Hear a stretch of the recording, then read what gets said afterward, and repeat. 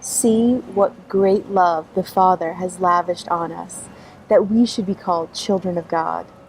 And that is what we are. You see, we are loved because He is Father. He is good, He is kind, He is gracious, He is compassionate, He is powerful, He has authority.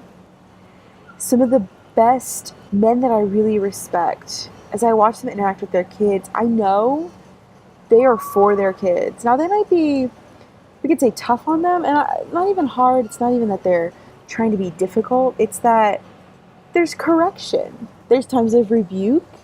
There's times when they sit them down and say, hey, not your most shining moment.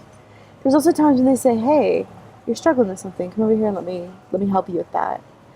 I've watched men just love their kids, and it's a very powerful thing.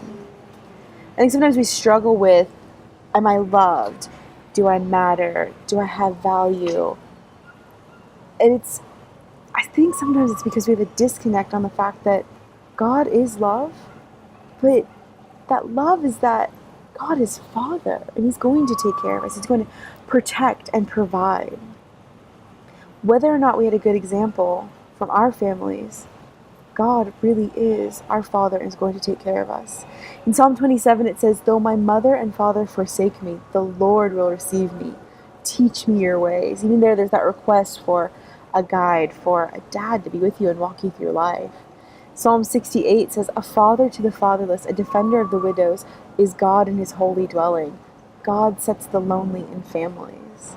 All throughout Scripture, there's these promises that even if you didn't have a good example, God will be your Father. He's going to take care of you. And then how do we know what love is? Jesus shows us. He is the expression of God. He was always saying, like, if you see me, you see the Father. In today's reading it says, this is how we know what love is. Jesus Christ laid down His life for us, and we ought to lay down our lives for our brothers and sisters.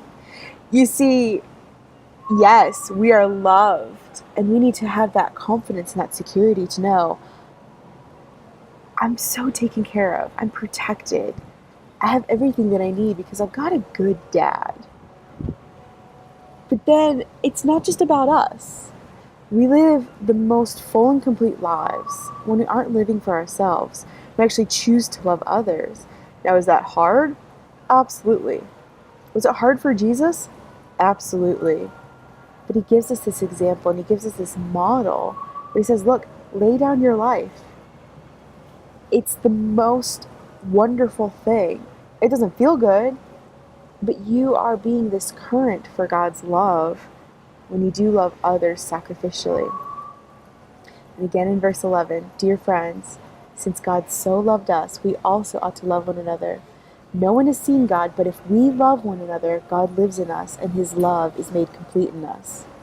We have an opportunity to be the expression of God's love to a broken world, to broken families, to our churches, to our communities, to our schools, to our co-workers.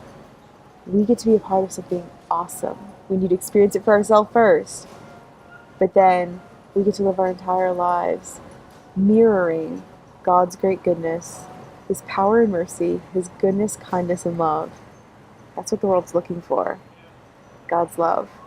And you and me, we get to be His hands and feet. We get to be that tangible expression of it. It's a challenge, but it's so worth it.